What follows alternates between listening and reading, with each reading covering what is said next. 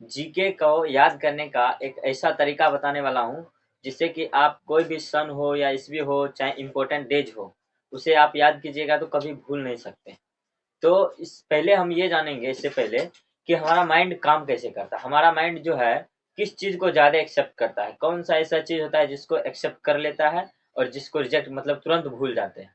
तो जैसे कि हम जानते हैं कि कोई भी अगर हम पिक्चर के फॉर्म में हम अपने माइंड को देते हैं तो वो हम अच्छा तरह से याद हो जाता है। लेकिन जब भी हम कोई भी चीज़ नंबर्स के फॉर्म में हम याद करते हैं, फॉर एग्जाम्पल के लिए कोई भी जैसे ऐतिहासिक लड़ाइयाँ हो गया चाहे इम्पोर्टेंट डेज हो गया, उसे हम अगर याद करते हैं तो उसमें क्या होता है कि वो हम कुछ दिन तक तो याद रख पाते हैं, लेकिन समय बीतते बीतते हम उसे भूल जाते हैं। लेकिन हम ये जानेंगे कि पहले हम माइंड के वर्किंग को जानेंगे कि माइंड हमारा किस टाइप की चीज को ज्यादा दिन तक स्टोर करके रख सकता है। तो इससे पहले देखिए दोस्तों, हम जब भी किसी भी चीज को बोलते हैं तो पहले माइंड हमारा उसका फिगर बनाता है। जैसे कि हम आपको गाय बोलते हैं तो गाय का माइंड जो है फिगर बनाया, ना कि उसका स्पेलिंग बनाया गाय या गाय। तो ऐसे नहीं हमारा माइंड बनाता है, बल्कि उसका फिगर हमारा माइंड बनाता है। जैसे कैट बोलते हैं बिल्ली, तो बिल्ली का हमारा फिगर आ जाता है, ना कि उसका स्पेलिंग आता है CAT कैट। तो उसी तरह से हम जानेंगे कोई भी जैसे ऐतिहासिक लड़ाइया हुआ तो उसको हम कैसे अधिक दिनों तक याद रख सकते हैं।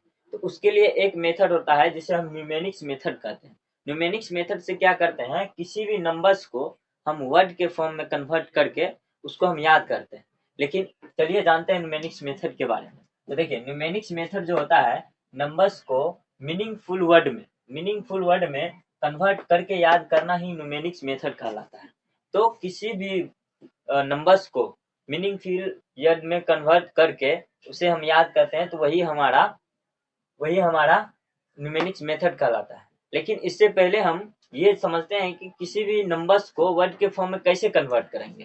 तो उसके लिए एक मेजर सिस्टम होता है हमारा, न्यूमेनिक्स मेजर सिस्टम जिसको बोलते हैं।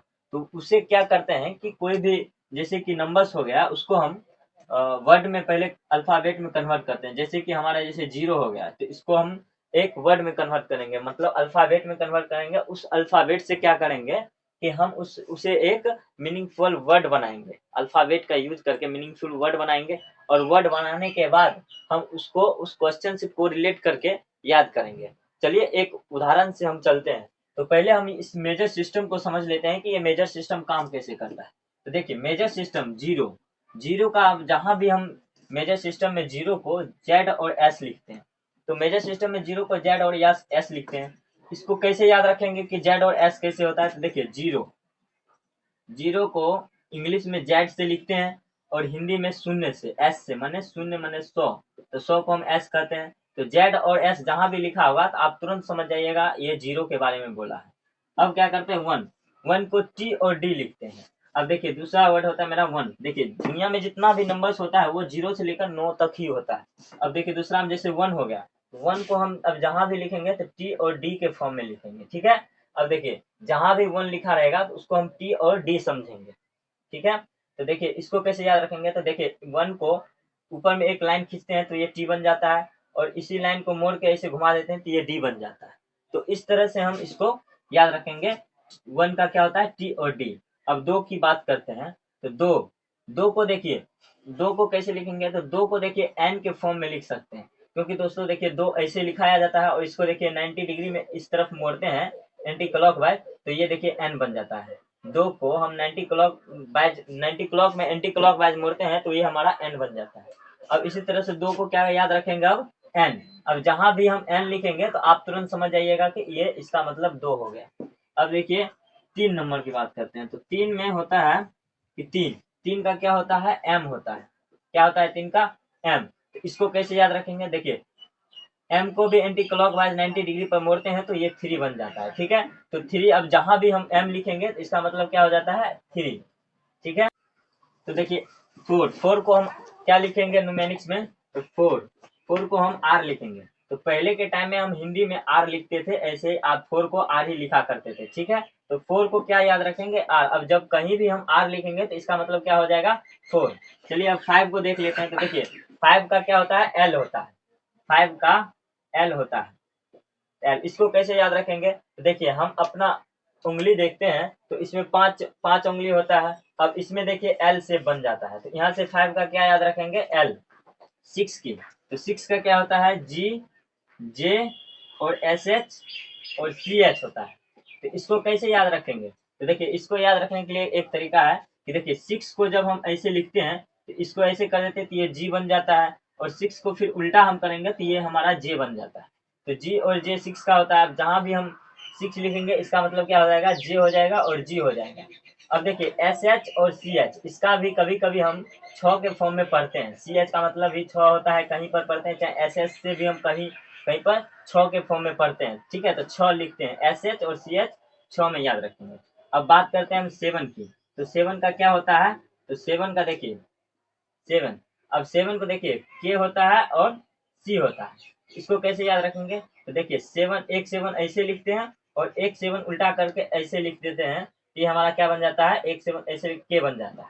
ठीक है, तो ये हमारा क्या हो जाएगा, के। और के से को होता है, सी से भी को होता है, तो 7 को क्या लिखेंगे, के और सी। ये दोनों हमारा सी का मतलब 7 का सी और के हो जाता है। अब बात करते हैं ए, तो देखिए नेक्स्ट देखते हैं हमारा 8। तो 8 का क्या होता है, 8 का होता है भी और एफ। इसको कैसे याद रखेंगे, तो देखिए 8 को हम रोमन में कैसे लिखते हैं, V111 ऐसे करके हम रोमन में 8 लिखते हैं। तो एक भी हमारा यहाँ से आ गया भी, और ये 3 लाइन जो है, 3 लाइन में एक लाइन ऐसे लिख देते हैं और 2 लाइन को ऐसे ऐसे कर देते हैं, तो एफ बन जाता है। तो इस तरह से हम 8 को क्या भी और या एफ याद रखेंगे। ठीक है, अब बात करते हैं 9। तो 9 को देखिए, 9 को हम क्या लिखते हैं, 9 को हम लिखते हैं पी और बी। तो देखिए एक उलट देते हैं 9 को, तो देखिए उल्टा करके देखते हैं तो ऐसे बनता है 9, और फिर एक ये नीचे तरफ उल्टा करते हैं तो ये ऐसे बन जाता है। तो देखिए 9 का पी और बी के शेप में 9 ऑलरेडी रहता है। ठीक है, इसी तरह से हम इतना ही वर्ड को, इतना ही अंक को, देखिए दुनिया में जितना भी अंक होता है 0 से लेकर 9 तक ही बनता है। तो इसी सब को यूज करके हम न्यूमेरिक्स में एक वर्ड बनाते हैं ताकि वो चीज हमें हमेशा के लिए याद हो जाए। लेकिन इससे पहले दोस्तों देखिए वोवेल लेटर को नहीं लिखते, यहाँ पे वोवेल लेटर नहीं लिखा गया है, क्योंकि वोवेल लेटर को कहीं भी लिखा रहता है तो उसे हम काट देते हैं। ठीक है, ये न्यूमेरिक सिस्टम में, मेजर सिस्टम में वोवेल लेटर आपको अगर कहीं भी लिखा रहे उसे हम काट देते हैं, और इतना इतना वर्ड को छोड़कर बाकी ये वाई, डब्ल्यू, एच और क्यू, एक्स, इसको भी काट देते हैं। कहीं भी न्यूमेरिक सिस्टम में अगर ये सब वर्ड मिल जाए, ये सब अल्फाबेट मिल जाए, तो इसको हम क्या करते हैं, काट देते हैं, इसको नहीं लिखते हैं, और वोवेल लेटर को भी नहीं लिखते हैं। एक एग्जाम्पल से हम आपको समझाते हैं। देखिए राष्ट्रीय सुरक्षा दिवस, राष्ट्रीय सुरक्षा दिवस हमारा जो है वो 4 मार्च को मनाया जाता है। तो इसको याद रखने के लिए हम एक वर्ड इसको कैसे बनाएंगे, देखिए 4 मार्च तो मैंने 4 तारीख हो गया और महीना का 3 हो गया। अब देखिए 43 हो गया। इसको याद करने के लिए हम एक ऐसा वर्ड बनाएंगे ताकि देखिए आर का तो 4 होता है, मैंने 4 का आर होता है और 3 का एम होता है। अब इस बीच में हम एक वोवेल लेटर या चाहे इस अल्फाबेट को यूज करके एक ऐसा वर्ड बनाएंगे ताकि हमें ये हमेशा के लिए याद रह सके। तो जैसे हम क्या करते हैं कि देखिए एक यहाँ पे हम वोवेल लेटर ऐड कर देते हैं और एक यहाँ पे एक अल्फाबेट ये यूज कर देते हैं। तो देखिए यहाँ से एक वर्ड हमें आर्मी मिल जाता है, और आर्मी का यूज करके देखिए इस क्वेश्चन से हम को रिलेट करेंगे। तो देखिए हमारा सुरक्षा कौन करता है, तो आर्मी लोग करता है, आर्मी लोग हमारा सुरक्षा करता है। तो इससे क्या होता है कि ये वर्ड को रिलेट हो जाता है और ये हमें याद हो जाएगा। तो अब इसको क्या करते हैं, देखिए काट के इसको बनाते हैं, ए को काट देते हैं, इसको कुछ नहीं लिखते हैं, और आर को 4 लिखते हैं और एम को 3 लिखते हैं और बीच में लाइन खींच देते हैं। तो देखिए 4 तारीख 3वां महीना हमें आसानी से याद रह सकता है। और अगर ऐसे हम 4 तारीख 3वां महीना याद करके रखते तो ये हमें ज्यादा दिन तक याद नहीं रह पाता, उसे हम भूल जाते हैं। लेकिन इस तरह से हम को रिलेट कर दिए कि सुरक्षा हमारा कौन करता है, आर्मी करता है। अब हमारा दिमाग में हमेशा रहेगा कि सुरक्षा कौन करता है, आर्मी करता है। तो इससे क्या होता है कि हमें आसानी से याद रह जाता है, बहुत दिनों तक याद रहता है। जैसे कि और एक और एग्जाम्पल लेकर समझाते हैं कि देखिए पलासी का युद्ध 1757 ईस्वी में हुआ।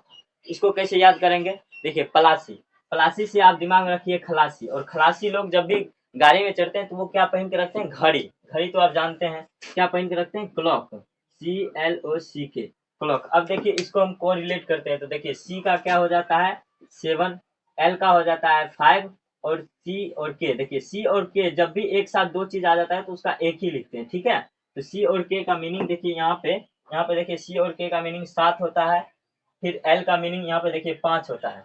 इसी तरह से देखिए 1757 एक अपना मर्जी से लगा देते हैं, जब भी 3 अंक आता है तो एक अपना मर्जी से शुरू में लगा देते हैं, और 2 अंक आएगा तो 15 अपना मर्जी से लगा देते हैं। तो इस तरह से देखिए 1757, तो यहाँ पे क्या करेंगे, प्लासी से हम खलासी दिमाग में रखेंगे और उसका क्लॉक याद रहेगा कि वो जब भी बस में जाता है तो क्लॉक पहिर के जाता है। तो इस तरह से हम क्या करेंगे कि कोई भी सन और ईस्वी याद रख सकते हैं। तो अगले वीडियो में हम दोस्तों इसमें हम बताएंगे कि जितना भी इम्पोर्टेंट लड़ाइयाँ हैं, जितना भी युद्ध हुआ था और जितना भी इम्पोर्टेंट डेज है, और जैसे राज्य का विधानसभा सीट, राज्यसभा सीट, ये सब हम इसी मेथड से आपको याद करवा देंगे इस वीडियो में। तो चैनल को सब्सक्राइब कर लीजिए और लाइक कर दीजिएगा वीडियो को, ताकि हर अगले वीडियो आए तो आपको नोटिफिकेशन अच्छी तरह से मिल जाए।